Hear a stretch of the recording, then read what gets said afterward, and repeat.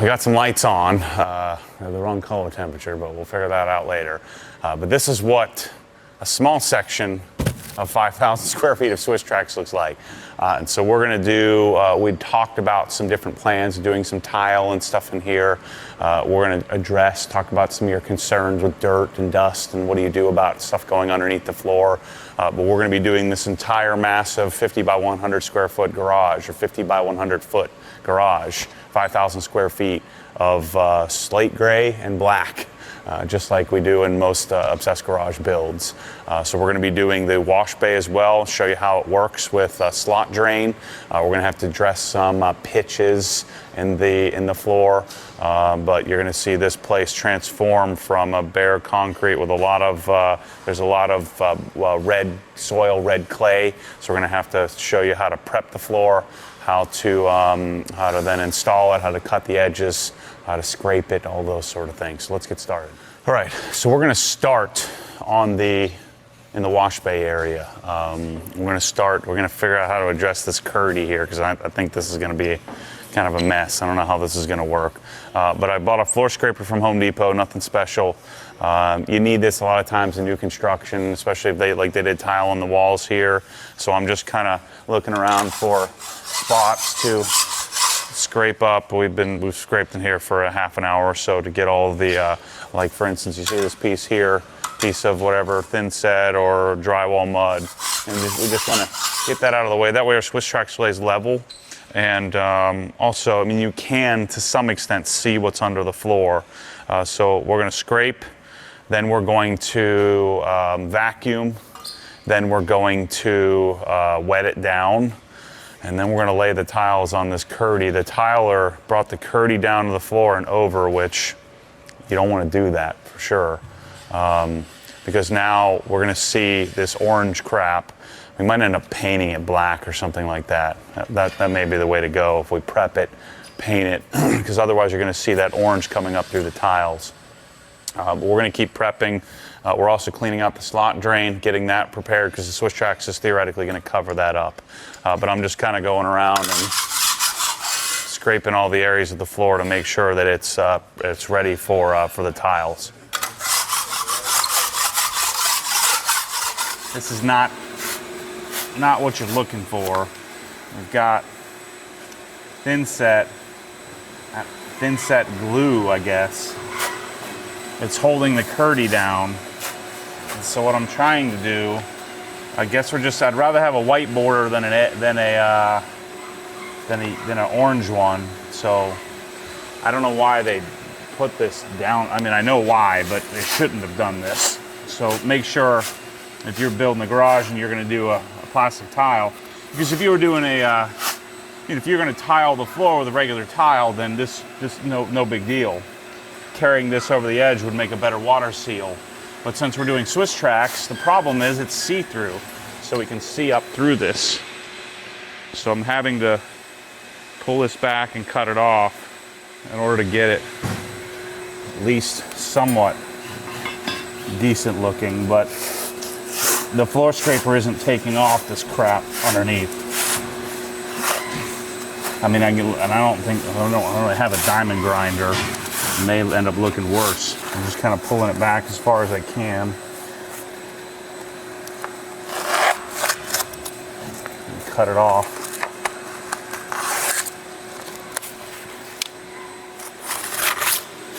Credit Nick Jones for the floor sink idea. It's genius. Now we've got the glue. I'm just gonna have to, maybe I'll paint it black, I don't know. Things I do for the views, Bryce. The minuscule views. You can never say I'm a sellout. At least not yet, anyway. Freaking orange. Get out of here, orange. This, by the way, should not be part of your prep. You shouldn't have to do this. So we're doing, like I said, we're doing 5,000 square feet of floor, and we're going to start. So we have to start. We have to start on the doorway. What we're doing here, so this is what we call a looped edge piece. So the looped edge piece is what we're going to set our reference point for the rest of this entire 5,000 square feet. So we set the loops on the edge. We're going to butt it up next to the door. The thing we were talking about is a little more complicated in that we've got different doors coming in the future, Rytec door. So we're hoping that door operates similarly to how this does, should. And so the other thing we've got to take into consideration is there's a little lip here. So we're gonna have to do a relief cut on the tile, and we're probably gonna have to do a bit of a, tack this down and possibly a different type of edge piece. But right now what we're doing is setting up our first array of slate gray. These are 15 3/4 by 15 3/4 tiles, and we're gonna work our way from front to back. So once I set this edge here, again, we don't make sure this is square, and this will dictate the entire structure as we clip the tiles together. So the reason we want to get this done now is we need to bring in all kinds of other parts and pieces into the wash bay here, like our air compressor and all of that. So we want to get our floor down so then we can put all of our stuff in place. And unfortunately, it's going to get dirty. We're probably going to have to just wipe it down and clean the tiles after the fact. You got to be careful that the pegs seat. If you do it wrong, then it won't sit properly. But they should almost all snap directly in place unless you do something weird. It's at a weird angle. So the magic of this tile for this garage, there's a lot of red clay here, is that all that dirt is going to sit underneath, especially for the wash bay here. So the dirt's going to disappear under the tile, make this place always look clean, and then we just have to vacuum it every once in a while. All right, so we're working on the cuts here, and I want to make it nice and tight. I prefer to get, we have this tile here that's 3/4 of an inch short of the floor, which affords us the ability to tuck the tile up under here. And so I've got it set up pretty tight to where this, it looks like the floor is, the tile was installed right on top of the flooring. And so I'm cutting it, as exact as possible. And so what I'm doing is measuring, because the walls aren't perfectly straight. And so I'm measuring both sides of the tile, and then we'll cut it at an angle if we need to. So like this corner piece here, I have to cut off a little chunk off the edge of the tile. Is it gonna swell? I think it's good. All right, I need this one. Yeah, I need this little chunk here. So line there and there, I need that piece. All right, so we have this little slope here. This is the relief cut I was talking about earlier, where you can see I'm gonna need to cut a little straight line down to about here so that this tile can lay. And so you're better off splitting the tile than trying to bring the edge of it, because you're gonna have to cut one side anyway. And so I prefer to have a full tile here. I'm just gonna follow the edge of this. I'm just gonna cut it with my razor blade. And we already have our edge piece cut here, so the edge piece will butt up against there. And then we could pop the tile out, or I can just grab a razor blade. And just, since it's only a few little ribs, just cut one little section at a time. If you're gonna use a razor blade, you gotta cut one rib at a time, otherwise it'll start to get crooked. So that's all we really need here for this. And we cut a little bit of the inside off and make it look straight.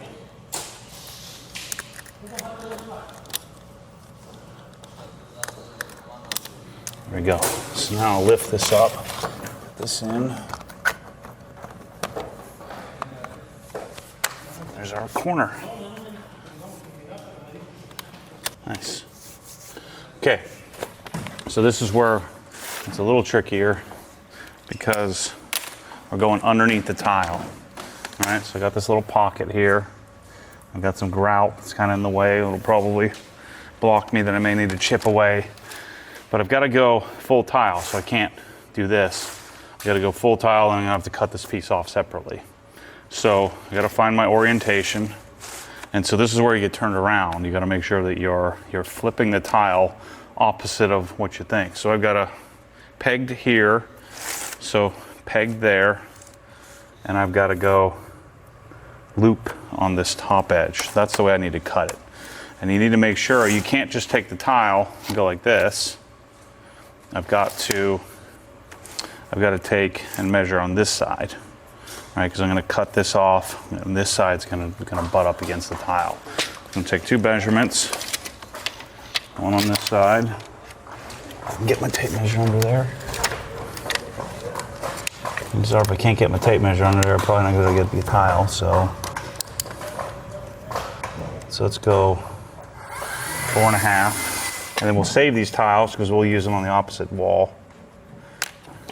We'll probably end up using this end, depending on where we end up. End up cutting this end, cutting the middle section out, and using this end on the other side here. So I'm going to use the other end of this tile that I cut over here for the corner. Oh, what the heck? This happens. How did I mess that up? I cut it 1 inch short, so. I'll wait till I cut that piece over there. I use the other end of that tile. I just ruined that tile. Okay, back over here. I'm running out of gas already, Bryce. It's only noon on the first day. Shouldn't have had that food. I know. Getting to you. I'm gonna take lots of naps. 1 wall cut. 2 walls cut. I'm counting that wall. A lot of big walls to go. If I could cut all the, oh boy. It's gonna be a long week. I'm all ready to quit and it's only freaking 12 o'clock for day 1. I gotta get in shape. I'm gonna stop eating. Stop eating for a year. I'm gonna go watch somebody else work. So the floor, remember this is a giant area and we had people working on it every day from the day we got there to the day we left. What you'll see in the video here is we're jumping ahead a little bit to show you what the final Swisstrax looks like, but we literally finished the flooring upstairs. Kyle and Bryce finished that the very last day. So we had transitioned from, I made lots of cuts in the wash bay and I gave up. And then my dad and Trevor kicked in and they worked for a day or 2 on the floor, or 3, and then they gave up. And then Kyle kicked in and worked on the stairs and the upstairs area, and then he gave up. And then Bryce kind of finished it off and cut around some of the areas up near the office, and we finished up the project. But you want to bring all of your friends, family, relatives. If you're ever going to do a floor this big, know that we probably have 30, 40 hours of labor in this thing to get this darn thing. It's just so it feels like. So remember, while we're doing the Swisstrax here, there's a lot of other stuff going on. As I've mentioned before, this took days and days and days to do, so you'll see some cabinets show up and you'll see the lights turn on and you'll see us kind of get ahead of schedule here, but I wanted to organize the entire Swisstrax video in one to show you the size and scale of it, so just keep that in mind as you're watching. All right, Kyle, working through your Swisstrax here. I laid out the floor. What do you got to do here? So we're going to use 2 pieces of carpet Okay. to do the strip right between the doors. Okay. And then that's just enough height to where it's a good transition. You can't really tell. Mm-hmm. Yeah. So when they built these doors, they were supposed to do it up like more than 3/4, like 3/4 plus a baby. It's like half. And so we can't fit the flooring under there. And so but it's glass, so you can see through it, so it's unfinished. So another thing we're doing, we got to cut all the edges up here, but another thing we're doing here is the stairs. And so the way that John had the stairs designed, you can see it's designed to have the Swisstrax fit in it.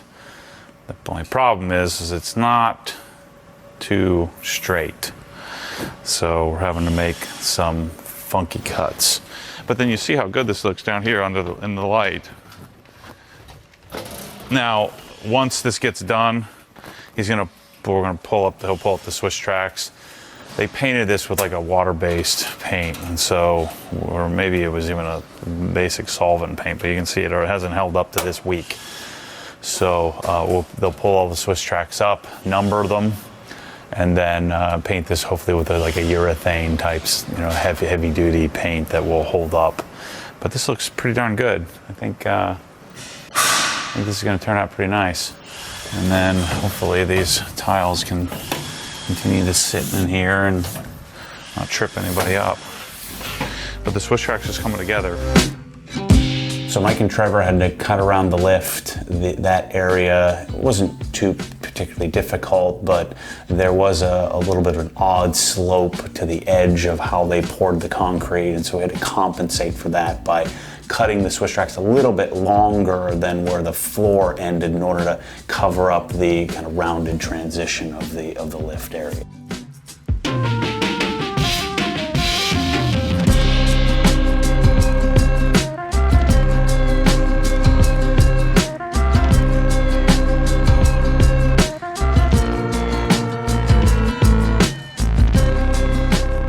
All right, everyone, this is 5,000 square feet of Swisstrax. I guess a little bit more than 5,000 square feet because we did the upstairs. So I think each person here put in a solid day and a half worth of cuts and laying Swisstrax down.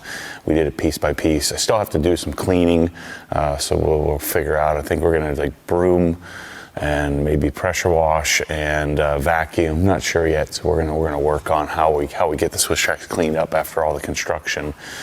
But all the cuts, and I would suggest to you do this as well.